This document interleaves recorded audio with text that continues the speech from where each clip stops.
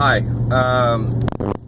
I'm on the way home from work, and I just happened to be.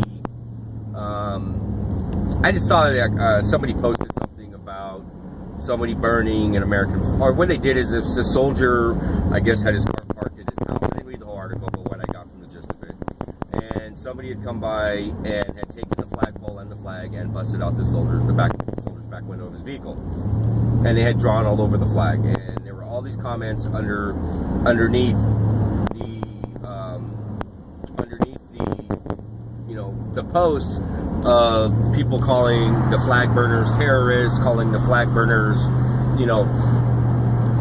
just evil bad people. They're un-American, and this one guy goes on this big tirade, and this is what America stands for, and of course he plays some freaking song that some country singer sang, and it's all about red, white, blue, blah blah blah, and one of his I guess one of his friends, but they're not politically alike, comes in and says, fuck Obama. Because this one lady had said, when you got two political, we got one political party that bullies the other political party, and she was referencing the Republicans bullying the poor little Democrats, and then the one guy says, fuck Obama, and my only comment was, and they're just, I swear, I try not to get sucked into these debates or these pointless, mindless, idiotic, ignorant, freaking, conversations. But I had no choice, and I said, my comment was just like, what the hell? Why are we so offended by somebody burning a flag? It's a flag. How is that so important that we're willing to label somebody a terrorist?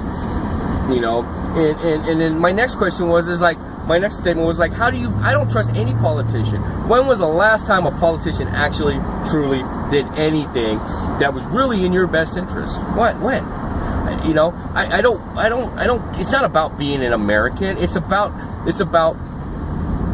knowing reality, knowing the truth, and understanding that these people, these so-called leaders, these people that are you support boldly. I support Obama because I'm a Democrat, and I support, I support Mitt Romney because he's a Republican, or George Bush or whatever, and it's like we completely miss the reality that these people don't hate each other. These people don't have anything against each other. Maybe they did 20 years ago, but they don't, because every one of their agendas meets right in the middle. It's the same. They have the same agenda. They have the same exact intent. They want to take away your liberties, and they want to get you to the point where you're so incapable. What the heck is going on? Oh, sorry. Whoa, fucker.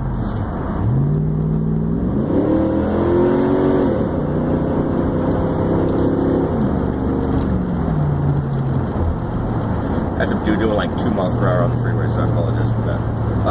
They want to get you to the point to where you're so inept, so weak, so uneducated, so ignorant that you have to rely on them, that you have to have a leader. You gotta have somebody in the White House that represents you. And then what happens when they're in the White House? What do they do that represents you so well? You know what represents you is your Constitution. That's what represents you. That's what represents you. And when they take away your constitutional rights, and that's exactly what they do. One of the questions I asked was, when was the last time you heard a politician actually speak of the Constitution, about our constitutional rights? When was the last time you heard a politician say, hey, the Constitution says that you should be protected under whatever, your First Amendment rights or your Second Amendment, whatever? You never hear it, because the Constitution is their enemy. Their idea of a perfect government is there is no Constitution, because the Constitution was written to protect you from a tyrannical government. That's it. It was there to protect you from a government. It gave you, the private citizen, the American, the rights, the power, and the strength. And yet, we've allowed ourselves, over the last 50, 60 years, whatever, however long it is, to completely become brainwashed. I mean, it's like we're completely ignorant of that reality. The reality is, the Constitution of the United States of America was written to protect you against a government. Why? Because our country was founded by men who had fled England, okay? A country who had fought off the British invasion of the United States of America. That's what our Constitution was written for, to protect us against that type of government. The same type of government that England is today, Britain is today, is the same kind of government that we have now. There's no difference. We occupy where we want to occupy. England occupies Northern Ireland. England occupied Hong Kong. We occupy multiple parts of the countries in the world. You know, we say we just have a military base there. Did we give those people a choice whether or not we had a military base there? No. We have a military base wherever the hell we want to have a military base. We have one in Cuba. We have one in Japan. We have bases all over the world, with the exception of a few countries, okay? I'm pretty sure we're not going to have a base in North Korea. We're not going to have a base in China, because they're not stupid. They're not going to be bullied by us. Maybe North Korea, we really don't have any need to have a base there. But we have one in South Korea. Why do we have these fingerprints, these footprints all over the world? Because we want to control the world. We want to be the superpower. We want to be known as the big boy, the bad boy. But it is completely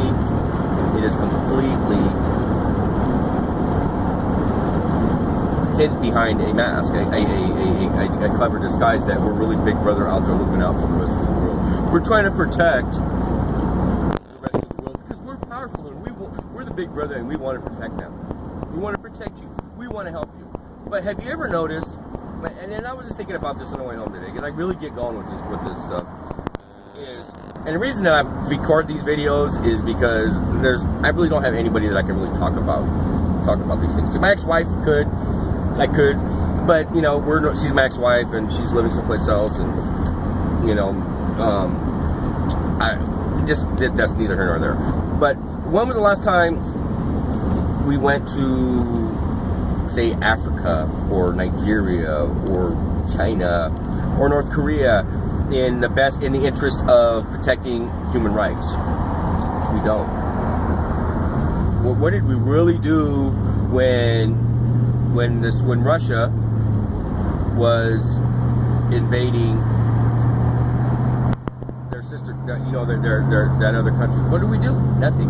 Obama had stern words for them.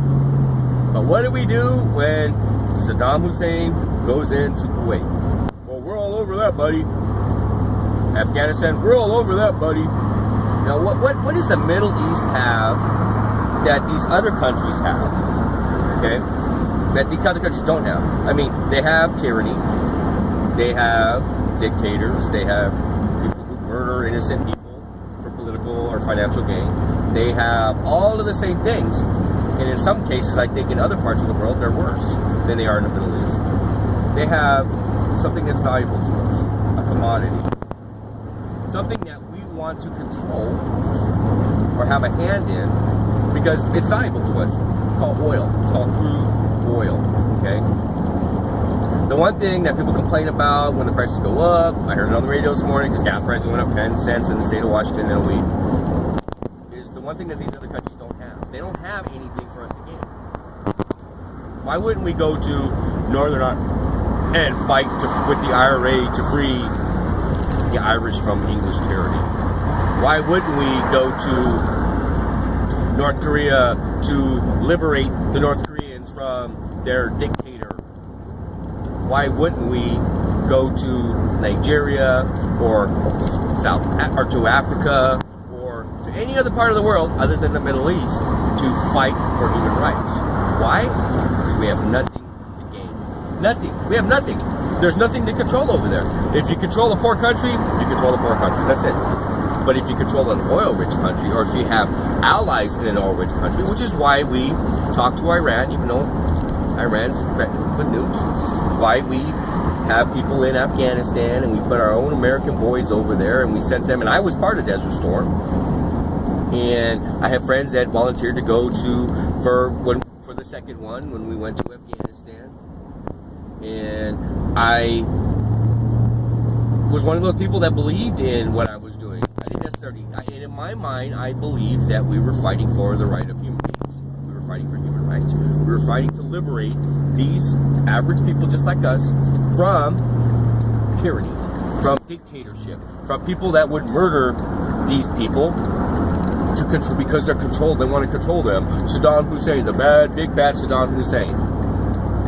What if Saddam? And we went as far as weapons of mass destruction. I was a neocon, people. I was a firm supporter of the Bushes. Mr. Reagan, he was at one point, he was the greatest president that ever lived.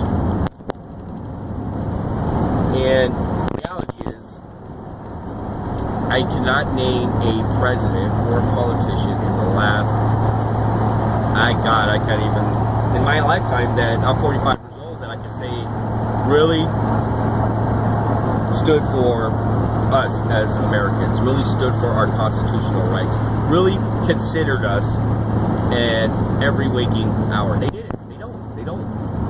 And anybody that can tell me someone that did, I'll buy an ice cream cone. I will. That's just food for thought. I get very upset. Not at people in general. I get upset at society in general. I get upset that don't get me wrong, I mean, I understand nobody wants to deal with a really harsh, crappy, shitty reality. Nobody wants to deal with that. But the long and the short of it is, it's a crappy, shitty reality. When they tell you, when they say free speech, blah, blah, blah, but you can't mention the word God in school, that's a whole nother conversation. That you can't worship wherever you want in school, but you can worship Allah, you can be an atheist. I mean, do you guys really think that some small minority of our society, the atheists, really matter that much to our government to the point to where they say no longer you're allowed to say the Pledge of Allegiance and mention the word God while you're doing it? Do you think that our federal government really cares what an atheist thinks? Do you? Just think about it. When was the last time a high-level politician, a president, a vice president, a governor, a congressman ever claimed to be an atheist? You know why they don't? Because they never get voted into office. You're either one or the other. Even Obama said he was a Christian. And I don't know if he is or not. I don't really care. It doesn't matter to me. The whole point is, though, stop being duped. Stop looking right past the truth to your own convenient reality. Because it's not reality, people. We are at war with our own government.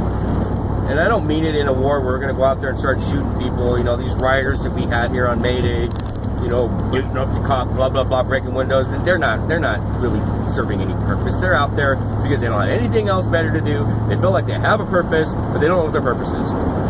You know, they don't know what their purpose is. They just got to have a purpose.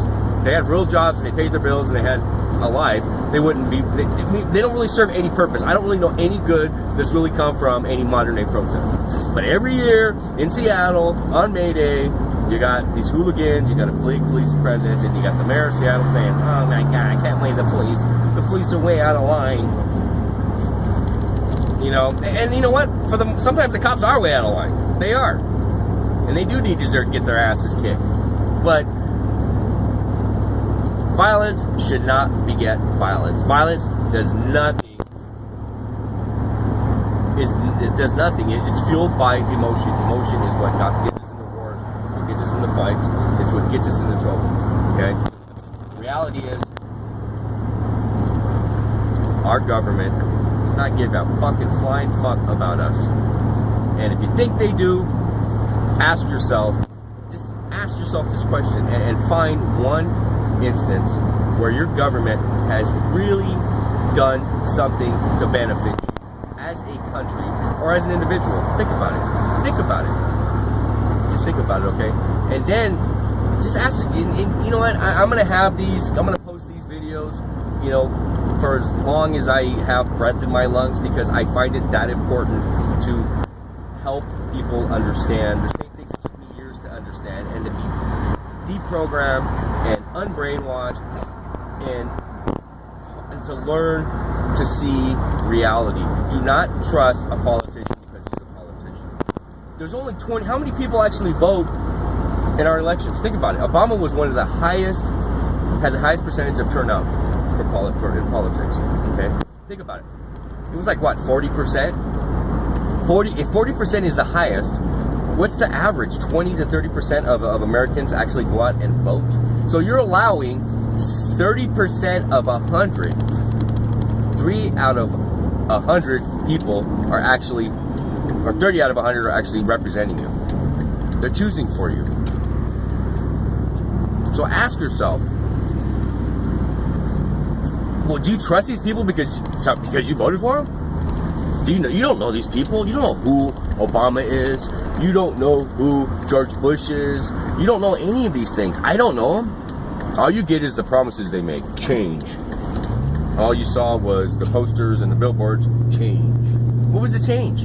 What changes have occurred since President Obama was elected? And I'm not picking on Obama because I don't really care. What changes have occurred? What changes occurred while George Bush was president? What was different between George Bush and Barack Obama? Really, what was different? How are we in a better situation now? And for those of you who say, well, the economy's better, blah, blah, blah. I seem to remember during the presidency of Ronald Reagan in the mid-80s, our economy was booming. The housing market was booming. Just like it was while George Bush was president.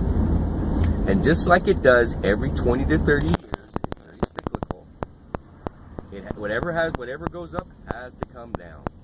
And if you're smart enough and you just look close enough, you'll recognize that every 30 years or so, the stock market crashes. The housing markets collapse. Why do you think that happens? Why do you think that happens? Do you think... Hey, let these fucking kids cross, man.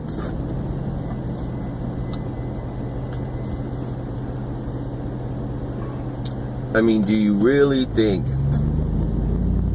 What do you think causes it? Do you think it's a politician that causes it? Uh-oh, better crash the stock market. No. It happens when we get out of control, like we did in the 80s. Just like we did right before Obama was elected. Remember, McCain was winning by a landslide. Then all of a sudden, the market crashed.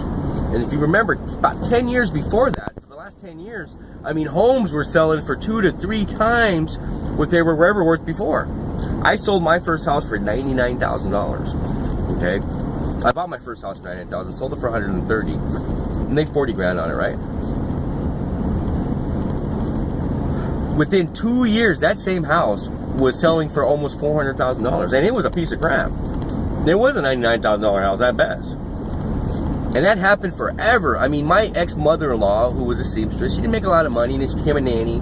I think she made maybe $2,000 a month. They sold her a $350,000 home. Her mortgage payment was more than the entirety of her monthly income.